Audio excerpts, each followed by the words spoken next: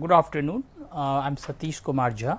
I welcome you in this CEC Gurukul lecture on this theme called Political Thought of Mahatma Gandhi.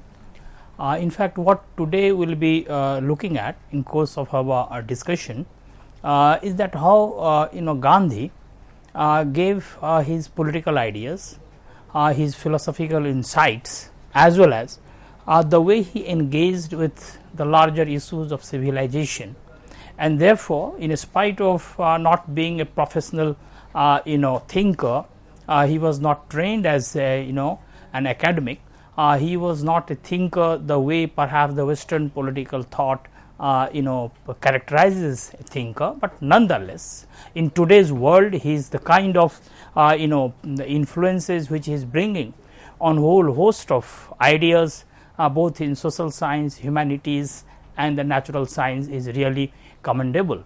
And therefore, in fact of late Gandhi has been integrated into the mainstream social science discourse as a thinker, as a philosopher, whose ideas are generating new interest and new insights day by day. So, it is in this context we will be looking at some of the tenets of his political thought, some of the core ideas which he gave in course of his political journey, in course of his activism, so to say his entire experiment with truth. This is how he looked at it, and therefore, in fact the autobiography which he wrote, in fact he called it experiment with truth, and the truth, the way he defined it, understood it and valued it, it's something very important in his whole discourse on politics, on society, on different aspects of civilization and humanity. So, this is how we have to look at his political ideas, his philosophical ideas. So, in fact Gandhi as a thinker in fact at times becomes very problematic, because he was more of a man of action and practice than a thinker or a philosopher in the strict sense of the term. As I mentioned earlier also that he was not a trained philosopher, but he was vastly exposed to philosophical ideas, both Western and the Indian traditions, without explicitly mentioning those influences and those philosophical schools in his writings. In fact, the way he argued, the way he basically looked at things, in fact betrayed a high philosophical exposure and philosophical influences. In fact, this is how perhaps he is as important to political philosophy today as perhaps the social science. Now, coming to the other issues in his political thought, in fact one thing we should remember, that today he is not only integral to social science and humanities, where he is basically part of the curriculum, but even the physical scientists show a lot of interest in him. In fact, because of the insights which he gives on the future of civilization, about modern civilization in particular, and the modernity, the question of technology, and in other words one can say the ravages of modernity, that what are the various implications of modernity, particularly its one important emblem, that is the science and technology, particularly the technological dimension of modernity.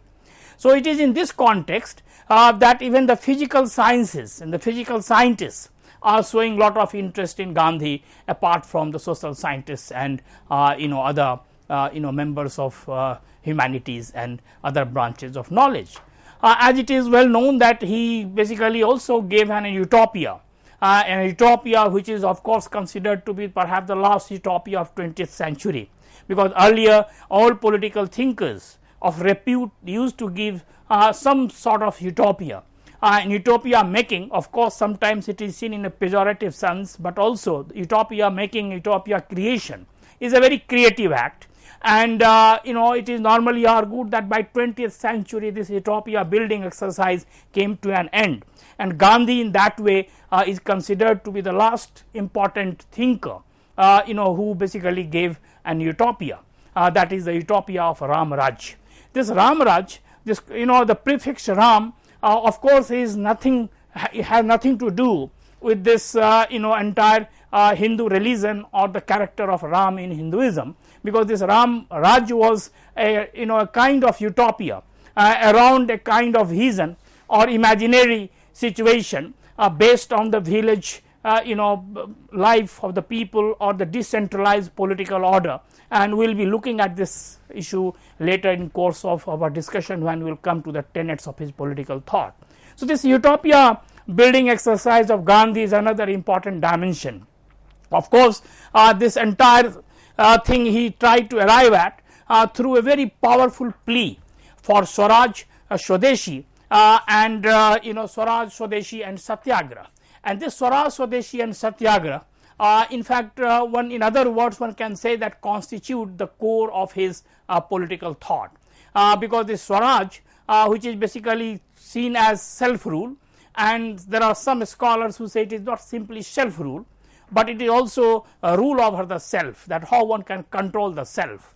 And the Swadeshi, Swadeshi is something which is homegrown. Swadeshi is something, the respect for neighbor's labor. It is something which is basically an argument for the dignity of bread labor. And the Satyagraha, that how the entire argument for truth and non-violence, any action based on non-violence, ahimsa, along with the truth, standing firm for the cause of truth. So, therefore, the Satyagraha, of course, which at times gets translated into a number of forms like non-cooperation, civil disobedience, hartal, fasting, and many modes of getting translating this idea of Satyagraha. And this entire idea of civil disobedience, of course, he was not the first person who talked about it or practiced it.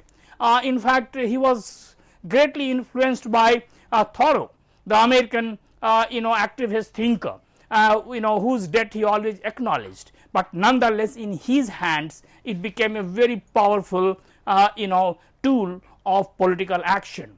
And today, when the entire liberal democracy is in throes of crisis world over, and new experiments are being made, when new modes of collective action are being thought of, in fact, the Satyagraha at times is taken recourse to and is being seen as a very powerful alternative in today's world. So, therefore, in fact, his entire idea of Swaraj, Swadeshi and Satyagraha, which constitute the core of his political thinking, today have made a powerful comeback in light of the larger crises which are basically characterizing today's world. So, it is in this context that we have to look at his political ideas, the core components of his political thought, and we will be touching upon these issues shortly.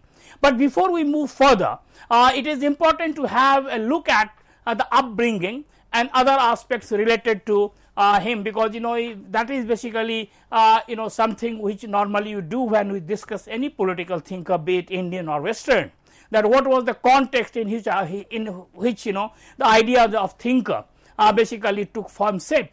So, therefore, birth and upbringing become very important, and here when we turn our eyes to Gandhi, we find that Mohandas Karamchand Gandhi, as was his name, of course, he now is popularly known as Mahatma Gandhi. This title Mahatma, of course, was given by Tagore, of course, who was also called Gurudev by Gandhi, and this issue, the debate between Tagore and Gandhi, will also be touching upon in course of our discussion. So, this Mohandas Karamchand Gandhi, who was born in 1869 and died 1948, of course, unnatural death, got killed by a fanatic, but nonetheless, one thing we should remember, that he was born in Gujarat, and his father was Karamchand Gandhi, and he was the prime minister of a princely estate in Rajkot.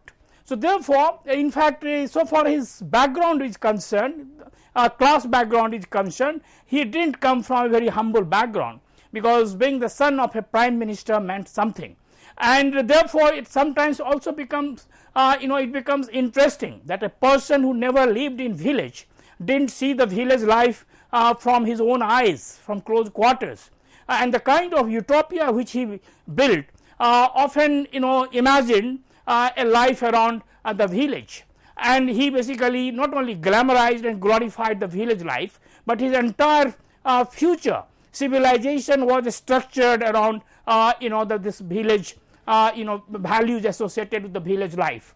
So, therefore, this is something important, that a person who came from altogether different class background, son of a prime minister, as I have already mentioned that his father was a prime minister of a princely estate in Rajkot, and therefore, the another dimension of his social background is equally important. His family was highly religious, of course, a kind of plural multicultural background of familial setup one can see in Gandhi, because his family came from a sect that is called Pranami sect and the Jainism, and therefore, in fact, this Hinduism and Jainism combination was very important in his entire philosophical engagement in course of time, and subsequently, particularly when he took to political activism.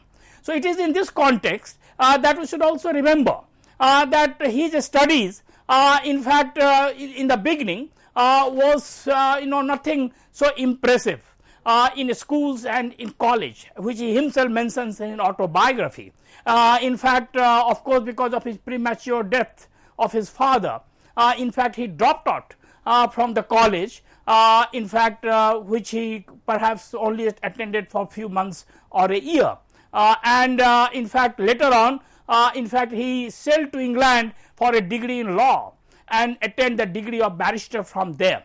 Of course, after attaining the degree of barrister or becoming a lawyer, he briefly practiced at Bombay and Rajkot, but didn't show much prospect as a lawyer when he was practicing in Bombay and Rajkot. But later on, when he went to Durban on a request of some Indian merchants to provide legal assistance in 1893, one can say that was a turning moment in the life of Gandhi, because what happened, as Nelson Mandela once mentioned, that India sent a Mohandas to South Africa, and South Africa returned him as a Mahatma, because his entire evolution as a thinker, as a philosopher, as an activist, in fact, happened in South Africa. And after attaining lot of maturity in terms of his ideas in his philosophical engagement in his political activism, when Gandhi returns to India in 1915, he starts another experiment with his ideas and philosophy in India. So, therefore, these two chapters, South Africa and India, added new dimension to his entire life and his entire philosophy. In fact, Gandhi lives in Johannesburg and fought for the Indian clients who had gone there as merchants and suffering on account of racism there in the hands of a racist regime, and therefore, in fact, Gandhi's fight for their cause against racism, one can say that changed the destiny of a person called Mohandas Karamchand Gandhi. In fact, this is how he was also drawn to social activism. In fact, this fight against racism was a very important dimension in Gandhi's political life. 1896, in fact, he went to the extent of publishing a pamphlet on the condition of the Indian immigrants in South Africa. In fact, in South Africa, one can say that there was a real beginning of his philosophical and political journey. Of course, when he went to South Africa from England, he had already started engaging with important issues related to civilizational question, and therefore, one should also remember that in England, when he had joined this vegetarian society, and some of the newspaper writings which basically appeared in England on in a journal which was associated with this vegetarian society, was basically reflective of this fact, that how he had started showing sign of maturity. He had started showing sign of his philosophical insights. So, what we find that in South Africa, the real journey starts so far as his political activism is concerned. In fact, he became a victim of racism in South Africa, as it is well known that how he was thrown from a he was thrown out of a running train, and he had to spend whole night on a station. And therefore, he suffered the first identity crisis in his life in South Africa on account of this racism, and therefore, this identity crisis completely transformed Gandhi. so much so that Erikson, a famous psychologist, political social psychologist, has written a book on Gandhi, showing this identity crisis in him. And this issue of identity remained in Gandhi even in later years. For example, even if he comes back to India, this question, who am I, he always used to pose to himself, and the answers which he got basically showed the political trajectory of his engagement. We will look at this issue, that how this identity issue which emerged in South Africa, the similar identity issue basically chased him to India as well, and here also he raised a similar question. Now, coming to this issue, that this identity issue, as I have mentioned, that Erikson has given a very interesting analysis of this identity problem in Gandhi. Now, coming to this Indian chapter in his life, because this is something equally important, because if South Africa was the beginning, then India, one can say that one can see the full maturity, the full blooming, one can say that the full expression of his ideas, his philosophy, his political thinking and his political activism. Now, this Indian experiment with truth starts in 1915, when he comes back to India from South Africa, after earning lot of name and fame in South Africa. In fact, when he comes to India, Gandhi was not an unknown character so far as Indian society and Indian politics were concerned. Of course, India was at a very crucial juncture in its particularly phase of its struggle against colonialism.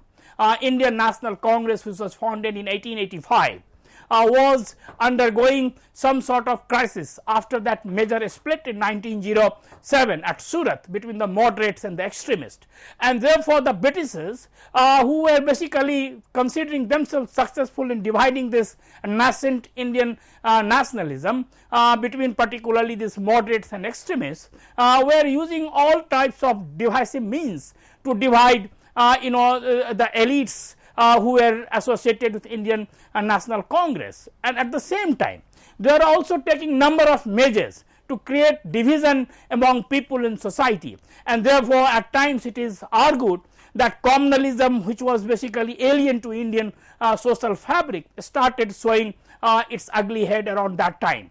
So, at this point, or at this juncture, Gandhi arrives in India 1915, and the first thing he does after reaching India, that he takes a countrywide tour, and of course it is normally believed that he undertook that countrywide tour on advice of Gokhale, a very eminent and very respectable moderate leader of Indian National Congress, whom later he also declared his guru. And after taking this countrywide tour, Gandhi could see through his own eyes the plight of Indian people, that what were the miseries and under what conditions Indian people were living. And this is how basically he understood the pulse of the Indian people. This is how he could see the real impact of colonialism, because of course one thing we should remember, that earlier he had seen another phase of colonialism in South Africa, the racist phase.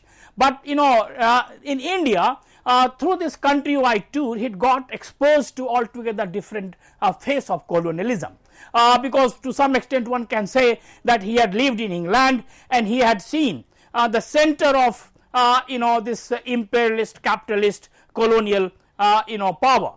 But in India, he was basically for the first time seeing with that insight, because when he had left for England for his studies, he was a different Gandhi. In fact, his maturity in terms of his philosophical maturity, one cannot say that he had attained the same height which perhaps he attained by 1915. So, what happens that when he comes back to India, now he could reflect on basis of the real impact of colonialism. But we should also remember that before coming back to India in 1915, Gandhi had already authored in 1908 a book called Hind Swaraj, where he offered a very powerful critique of modern civilization and modernity, modern technology, and that critique particularly in this famous book Hind Swaraj, in fact is seen as one of the most stringent critique of modernity so far. Of course, capitalism, industrialism and other things were criticized even before Gandhi. Karl Marx had made a very powerful critique of capitalism, and the romantic thinkers and philosophers of Europe had made a powerful critique of industrialism.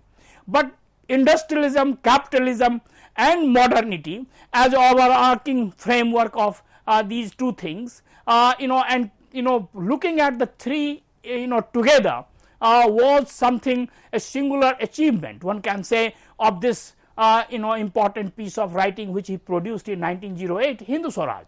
So therefore, in fact, in India, when he comes from South Africa, he basically had great ideas, or one can say deeper insight about the functioning of colonialism, capitalism, industrialism and modernity.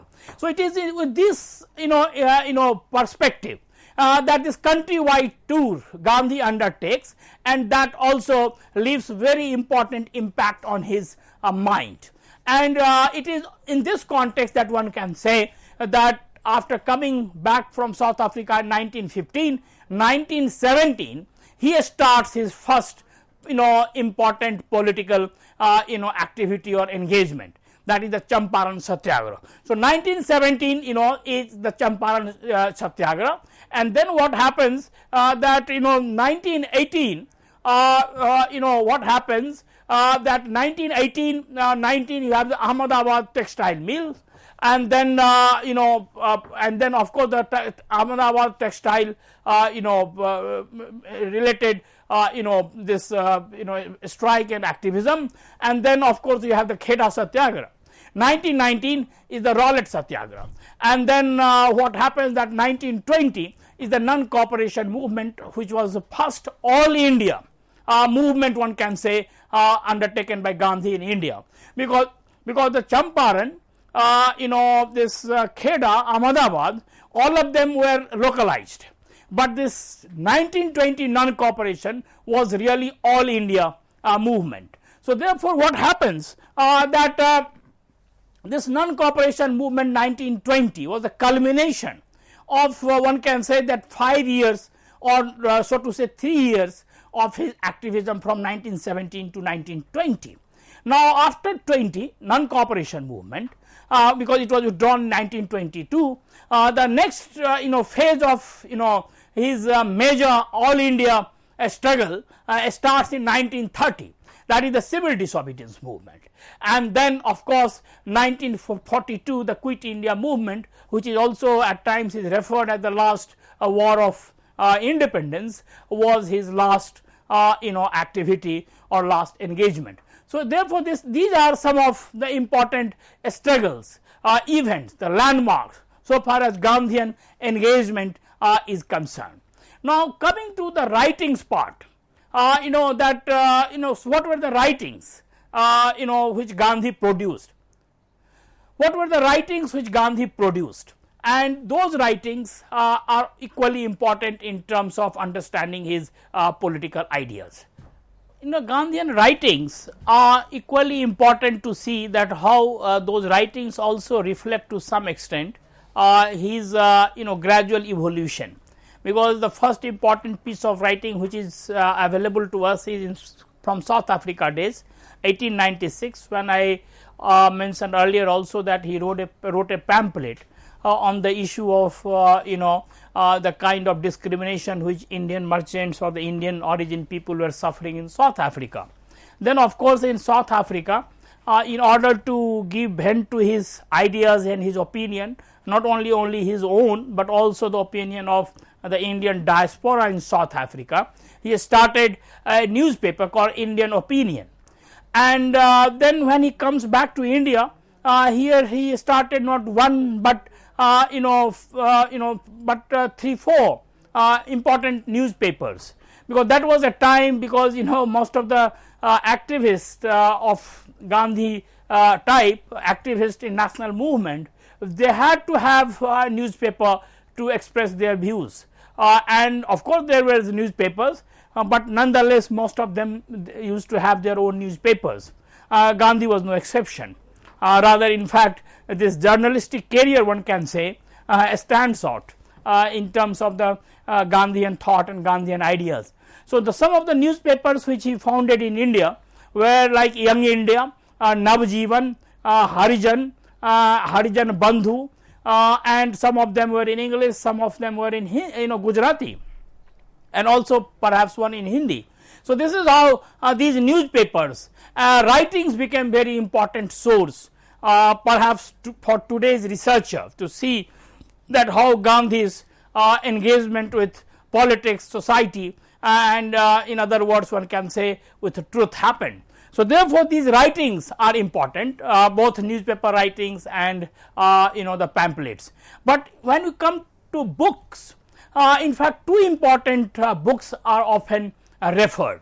One is Hindu Swaraj, a very systematic account of modernity and critique of Western civilization, and this was authored in 1908 on board a ship in his return voyage to South Africa from England.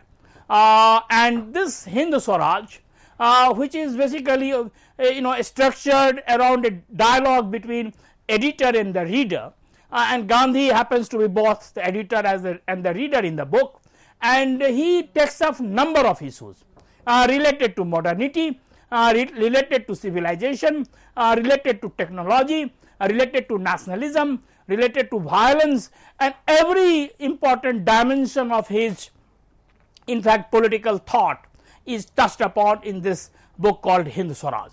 In fact, at times I feel that if you look at Hindu Swaraj, it appears that Gandhi is running two cassettes.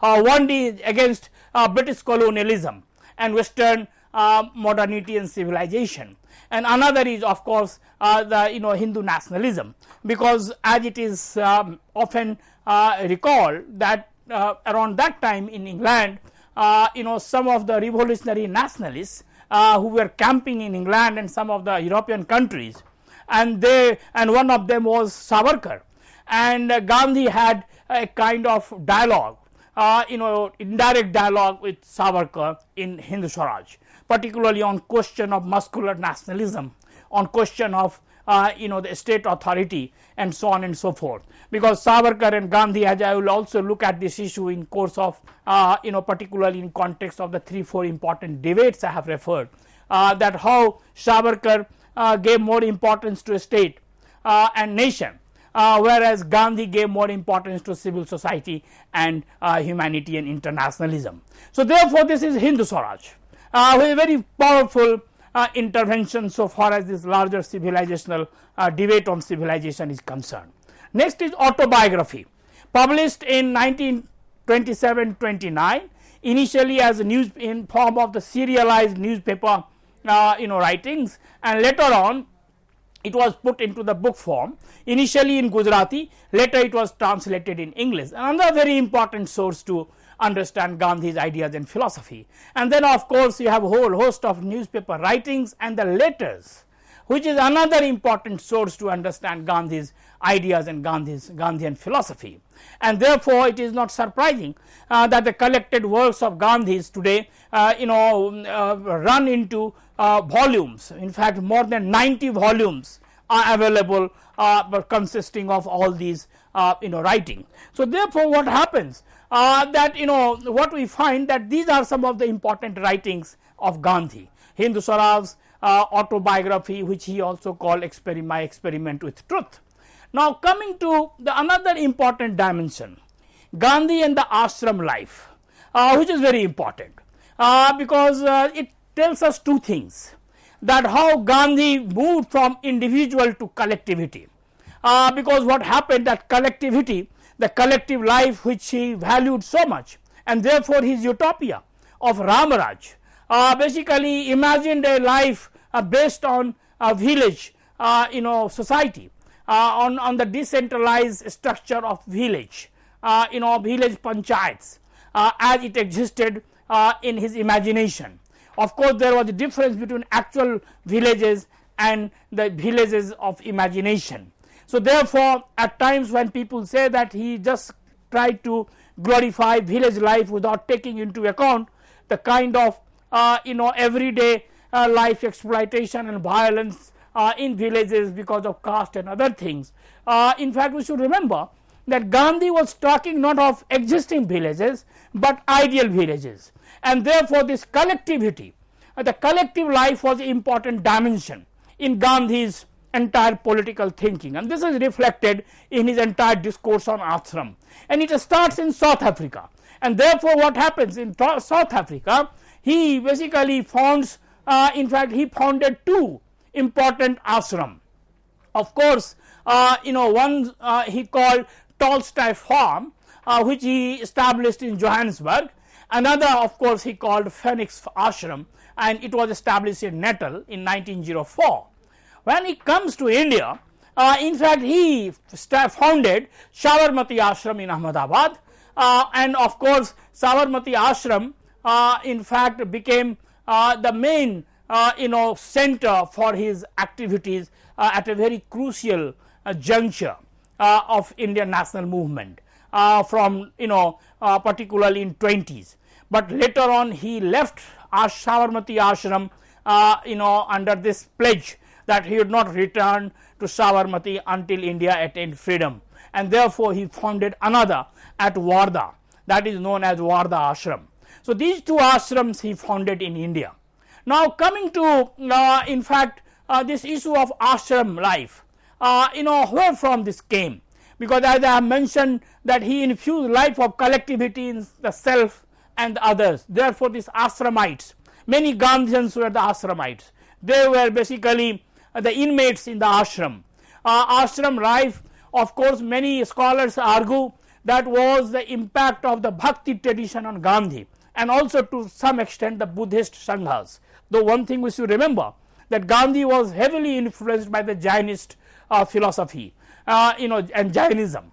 But this Buddhist sangha in fact came as a great source of inspiration so far as this collectivity or the ashram life is concerned. But one thing we should remember, that in Hinduism this type of this ashram, or one can say the collectivity, normally one does not find, because it is normally argued that in the Hindu temples, the garbhagriha, one has to enter alone, you cannot go in a group. But within Buddhism, this entire tradition of collective worshipping, prayer, meditation is something which is not in Hinduism. So therefore this ashram life, one can say that came from two traditions. One is basically this Buddhism, another is the bhakti tradition, because this sampradaya, the aspect of this bhakti tradition one can think of here. In fact, now coming to the influences after this ashram aspect of his philosophy, coming to influences, there are multiple influences on Gandhi, and interestingly some of the influences are recorded and some of the influences are not recorded. But most of the influences in fact one can see speaking through Gandhi at times. One powerful influence, as I mentioned, is basically Jainism, and particularly one particular dimension of the Jainist philosophy which is called Syadbad, that is basically seen in English as the multiplicity of truth, Syadbad or Anekantbad as it is called. Another important source of influence was Bhagavad Gita, the kind of karma yoga, and interestingly Bhagavad Gita is one text in course of freedom movement which not only influenced Gandhi, but one can say that all important thinkers of modern India who engaged with this question of colonialism, imperialism, subjugation, in fact either wrote a discourse on Gita or engaged with Gita, be it Tilak, be it Aurobindo, be it Vinoba, Gandhi, and one can go on adding name after name. Even Ambedkar wrote a very powerful discourse on Gita. So therefore this is something important to remember. But for Gandhi, this Bhagavad Gita was a very important source of influence, which in his opinion was a discourse on duties, on karma, and therefore, this was a very important impact on him. Another important influence was the Bible, particularly the New Testament, particularly Sermon on the Mount, and then of course, the other influences were the three important thinkers of the West: Ruskin, Tolstoy, and Thoreau. Ruskin's Unto the Last, which get translated at times as Antyodaya, that the upliftment of the last person, but Gandhi made it Sarvodaya, upliftment of everyone. So therefore, this Unto the Last was a very powerful influence on Gandhi. And then Tolstoy, that great creative writer, thinker, philosopher, a critique of civilization, modern civilization. And interestingly, all three of them are seen as anarchist thinker. And when it comes to Gandhi's political thinking, Gandhi is also at times referred as the anarchist philosopher or thinker which India produced, because anarchism is a school of thought which argues that authority and liberty cannot coexist together, that you have the moment authority around you, you basically suffer or sacrifice your liberty, and therefore most of the anarchists critique state power, state authority. They imagine a society, a life without the state. For them, this dictum is important, that the best government is which does not govern at all. One can say that they call state an unnecessary evil, unlike liberal thinkers for whom state is a necessary evil, but for anarchists state is unnecessary evil. And Gandhi to great extent also believed in that, and therefore in his utopia of Ramaraj there was no space for the state authority and state power. So Ruskin, Tolstoy, and Thoreau belong to that school of thought, and particularly Thoreau, the way he gave this theory of civil disobedience and practiced it in USA. This piece of writing, Disobedience, in 1849, which he basically wrote after he was put in a jail when he refused to pay tax for a Mexican war. That piece of writing completely transformed Gandhi, because Gandhi said that, Gandhi writes that when he started reading it, he finished that book in one stretch. So Thoreau was another important source of influence. Of course, a lot of scholars make distinction between Thoreau's entire plea for passive resistance or civil disobedience and Gandhi's satyagraha and non-violence, because there were differences between the two, the way they applied it. Because for Gandhi, self-sufferance was perhaps the core of this entire satyagraha, because the main theme which Gandhi always hammered was that in course of this engagement with this struggle, this action, one has to take due care that the adversaries do not suffer. Whatever sufferance happens, it should be to your own self. So therefore, that was one important dimension. Another important source was Narsim Mehta, the poet, from the Gujarat, Vaishnav Janko, that famous song which basically Gandhi popularized and all Ashramites used to sing in his Gandhi's ashram, was basically given by Narsim Mehta. So one can say that these were the important influences on Gandhi. Now coming to the main tenets of his political thought, because of the paucity of time it is not possible to cover his entire all tenets in full detail, because most of them require a separate treatment. But what I would like to do here, that I will simply touch upon some important tenets and also try to explain that what they mean in context of Gandhian thought and Gandhian philosophy. Now the first important tenet of his thought emanates from his critique of modernity and Western civilization, which of course is available in the Hind Swaraj, that powerful discourse offered by Gandhi on this. Now as I mentioned, that Hind Swaraj is structured as a dialogue between the editor and the reader, and therefore Gandhi acts in both capacity and structures this discourse in such a manner that all questions posed by the reader are answered by the editor. And therefore, from the question of civilization, that what is the definition of civilization, he goes to the extent of saying that in Gujarati the civilization is defined as good conduct, and therefore civilization cannot be seen through marker like of affluence, a marker like technological development, marker like he basically mentions 3-4 emblems of modernity, including railways, including medical profession or medicine and the doctors, the legal courts, the parliament, say that these are the emblems of modernity. But from any point of view, through a very searching analysis, Gandhi argues that they cannot be considered, they are the emblem of modernity, but they cannot be considered the signs of civilization, because civilization means good conduct, and good conduct has to be defined on its own term. So therefore, this critique of modernity and Western civilization is a very powerful discourse given by Gandhi. Now of course there are many dimensions associated with this critique. For example, the violence, the relationship between the seeds and the tree, because he means an end relationship, because he often argues that if your means are not pious, if your means are violent, then the end has to be non-pious. It cannot be a noble end. Therefore, the means are always important, and it is here we often find a comparison between Machiavelli, the Western philosopher, who idealized ends at the cost of means, because for Machiavelli it was the end which always justified the means, but for Gandhi it is always means which have to justify the end.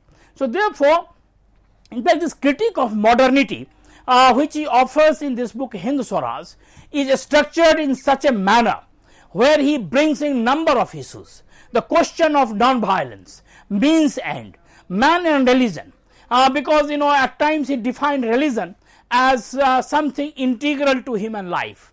Said that religion is not only faith, religion is also philosophy, religion is also ethics, and therefore if religion is separated from politics, then politics also gets devoid of ethical dimension, and therefore such politics will not do any good to humanity. So therefore, this man religion relationship is another important dimension which he does, along with, as I mentioned, the question of truth, because ultimately for him truth was the only God, because he had often said that truth is God and God is truth. So therefore, in fact, this truth he always looked at in multiple forms, and therefore this, as I mentioned earlier, the influence of the Syadbad school of Jainism, Anekantbad, was very important for him, because he always argued that truth cannot have one face, and therefore non-violence had this powerful argument in it, because it always he always believed that what you argue today may turn out to be untrue tomorrow. Therefore, you are not sure that your position is the final position, it is the position of truth.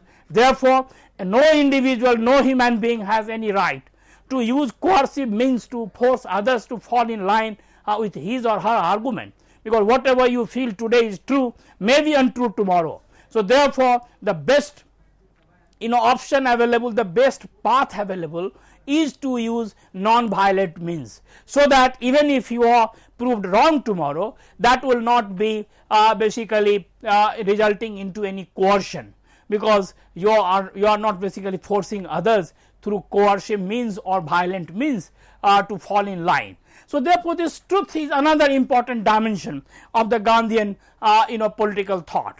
Then of course, as I was mentioning, Swaraj, Swadeshi and Satyagraha, three important dimensions, and all three are very important. What is the meaning of Swaraj? Normally people try to translate it as freedom, but one thing we should remember, that it is not simply a freedom in English, the way in the English language translates it. It is much more than that. It is multidimensional. Swaraj is at times seen as self-rule, but it is not only self-rule but also rule over the self, that how one can control the self. And therefore, in fact, when we come to this relationship between Swaraj and Swadeshi, people at times argue that it is difficult to say that Swadeshi is important than Swaraj, because ultimately Swaraj is the core component of Gandhian thought.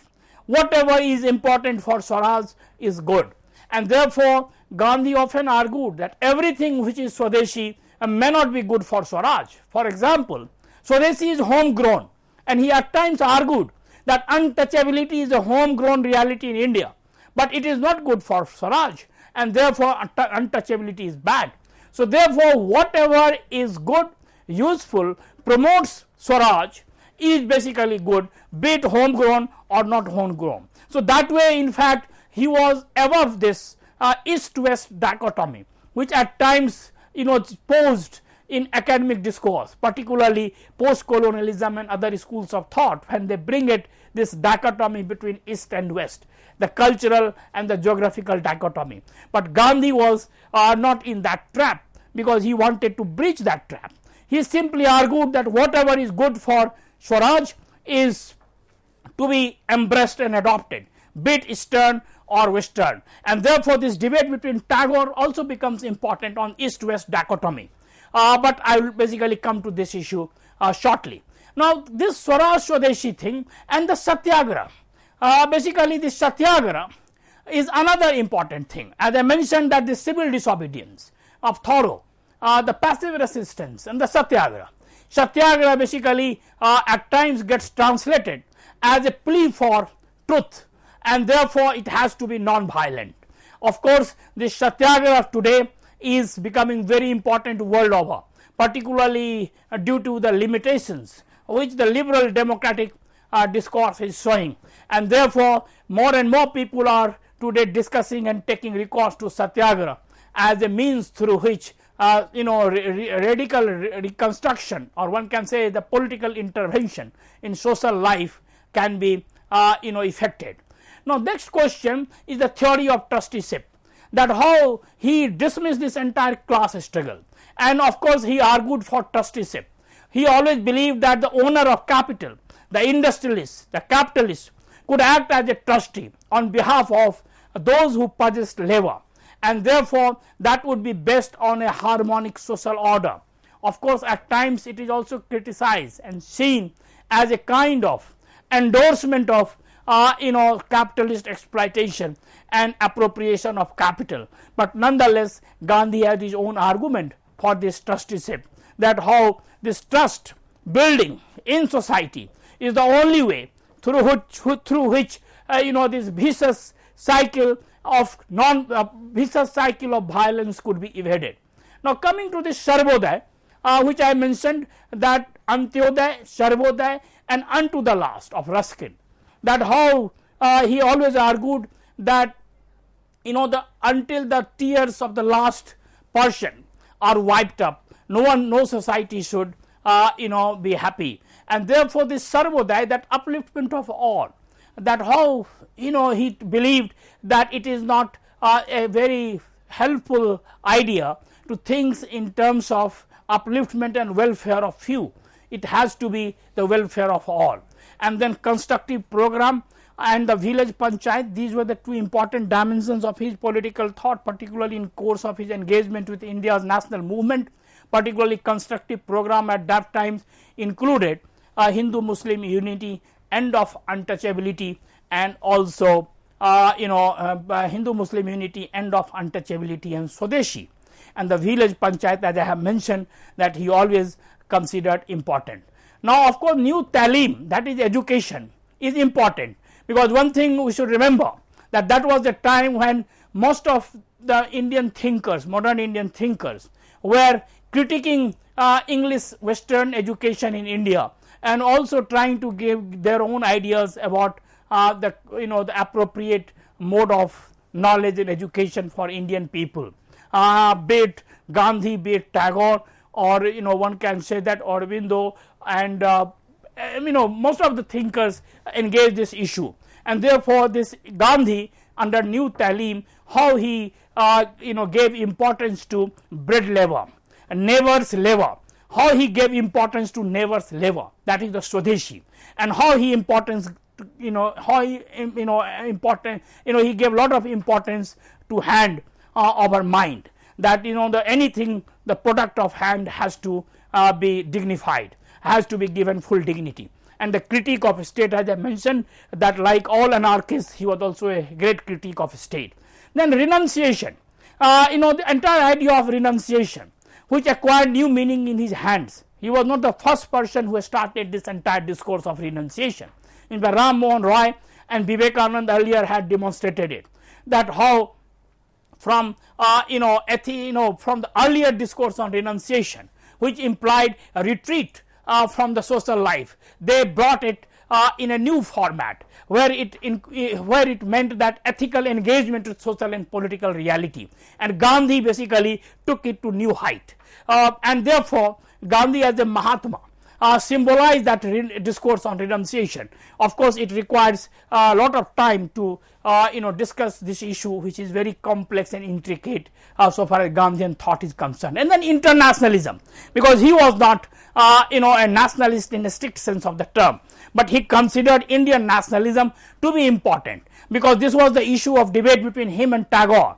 When he started non-cooperation movement, Tagore had a lot of disagreements with him, because he thought that nationalism and this hysterical mobilization of people would rob Indian people of humanism, and therefore he argues that this nationalism, be it Western or Indian, have to be abandoned. But Gandhi believed that nationalism of the oppressed people are important, because these nationalisms would enable them to find a voice in the committee of nations. But Gandhi also believed in internationalism and humanism like Tagore. So therefore he was also an internationalist, not nationalist. Even Hind Swaraj, he quotes a dictum which says that happy is happy are the people who have no nation.